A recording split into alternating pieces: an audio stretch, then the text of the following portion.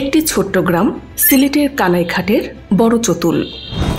আজ হয়তো এটা শুধুই আরেকটি নিস্তব্ধ গ্রামীণ জনপদ, কিন্তু ৪৪ বছর আগে এখানে হয়তো লেখা হতে পারত বাংলাদেশের জ্বালানি বিপ্লবের সূচনা।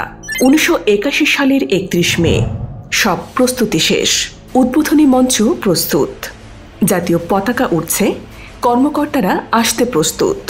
এটাই হতে যাচ্ছিল বাংলাদেশের প্রথম বাণিজ্যিক তেল উৎপাদনের দিন। কিন্তু আগের রাতেই ইতিহাস নিল ভিন্ন মোড়। ৩০ মে রাতে চট্টগ্রামের সার্কিট হাউসে গুলিবিদ্ধ হয়ে নিহত হলেন রাষ্ট্রপতি জিয়াউর রহমান। রাতারাতি বদলে গেল দেশের রাজনৈতিক ও অর্থনৈতিক অগ্রযাত্রার গতি, আর কানাইঘাটের তেলকূপ যেন হারিয়ে গেল সময়ের গভীরে। অনুসন্ধানের পটভূমি। ১৯৭০-এর দশকের শেষ দিকে বাংলাদেশ ছিল সম্পূর্ণভাবে বিদেশি তেল আমদানির উপর নির্ভরশীল। তেলের দাম আন্তর্জাতিক বাজারে লাফিয়ে লাফিয়ে বাড়ছিল, বিশেষ করে ১৯৭৩ সালের বিশ্ব তেল সংকটের পর। তখন সরকার বুঝতে পারে নিজস্ব তেল ক্ষেত্র আবিষ্কার ছাড়া দীর্ঘমেয়াদে অর্থনীতি নিরাপদ নয়।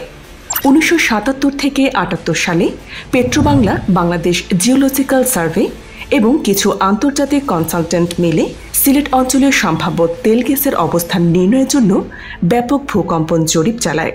জরিপে দেখা যায় সিলেটের কানাইঘাট উপজেলার কারাপাল্লা ও বড়চতুল এলাকায় ভূগর্ভে হাইড্রোকার্বনের উপস্থিতির সম্ভাবনা রয়েছে। পরীক্ষামূলক খনন ও আবিষ্কার। ১৯৭৮ থেকে ১৯৮০ সালের মধ্যে কানাইঘাট এলাকায় পরীক্ষামূলক খনন শুরু হয়। ড্রিলিং চলাকালে বিভিন্ন গভীরতায় তেলের উপস্থিতি পাওয়া যায়। তখনকার প্রযুক্তি অনুযায়ী বিশেষজ্ঞরা ধারণা করেন এখানে মাঝারি আকারের তেল ক্ষেত্র থাকতে পারে। স্থানীয়দের স্মৃতিতে আজও সেই সময়কার ছবি ভাসে। রাতের অন্ধকারেও রিগের শব্দ শোনা যেত, আর কখনো কখনো মাটির নিচ থেকে কালচে তরল বের হতো, যার গন্ধে বোঝা যেত এটা তেল। ১৯৮১ সালের মে মাস স্বপ্নভঙ্গ। ৩১ মে ১৯৮১, এই দিনটিতে কানাইঘাট তেলকূপের আনুষ্ঠানিক উদ্বোধন হবার কথা ছিল। উদ্বোধনে রাষ্ট্রপতি জিয়াউর রহমান বা সরকারের শীর্ষ পর্যায়ের প্রতিনিধি উপস্থিত থাকবেন বলে প্রস্তুতি চলছিল। স্থানীয়রা নতুন রাস্তা পরিষ্কার করছিল, আমন্ত্রণপত্র পৌঁছে গিয়েছিল অনেক দূর দূরান্তে। কিন্তু উদ্বোধনের আগের রাতেই দেশ কেঁপে ওঠে। ৩০ মে গভীর রাতে চট্টগ্রামের সার্কিট হাউসে সেনা অভ্যুত্থানের মধ্য দিয়ে নিহত হন রাষ্ট্রপতি জিয়া। পরের দিন সকালেই জাতীয় শোক ও জরুরি অবস্থা ঘোষিত হয়। সকল সরকারি কর্মসূচি বাতিল হয়ে যায় এবং সেই সাথে থেমে যায় কানাইঘাট তেলকূপের উদ্বোধন। এক স্বপ্ন যেন ধুলোয় মিশে যায়। সরকারের রেকর্ড বনাম স্থানীয় বিশ্বাস।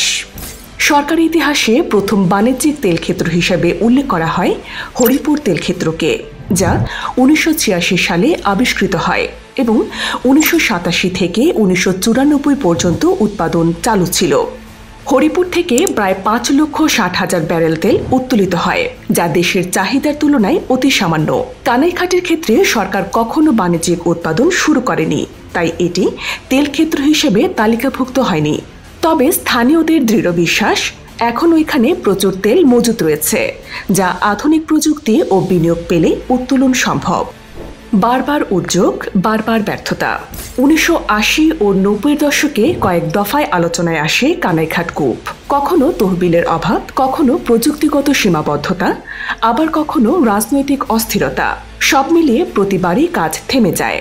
২০০০-এর দশকের শুরুতে বিদেশি কোম্পানি আনার প্রস্তাবও হয়েছিল, কিন্তু তা বাস্তবায়িত হয়নি। নতুন করে আলোচনায়। সাম্প্রতিক সময়ে স্থানীয় সংবাদ মাধ্যম, ইউটিউব চ্যানেল এবং সোশ্যাল মিডিয়ায় কানাইঘাট তেলকূপ নিয়ে আবারও আলোচনা শুরু হয়েছে।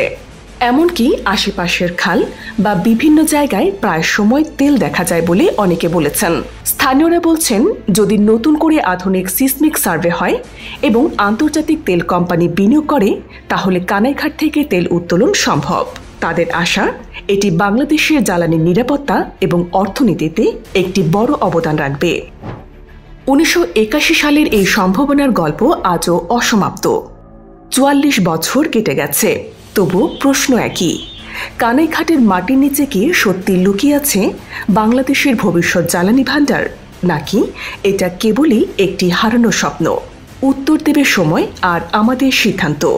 আপনার কি মনে হয়, কানাইঘাটে কি সত্যি তেলের ভাণ্ডার আছে? আপনার মতামত কমেন্টে জানান আর ভিডিওটি শেয়ার করুন যেন এই আলোচনাটি সবার কাছে পৌঁছায়। এই ধরনের গুরুত্বপূর্ণ আপডেট পেতে আমাদের সঙ্গে থাকুন যেন দেশের ইতিহাস ও অজানা গল্পের একটি অধ্যায়ও আপনার মিস না হয়।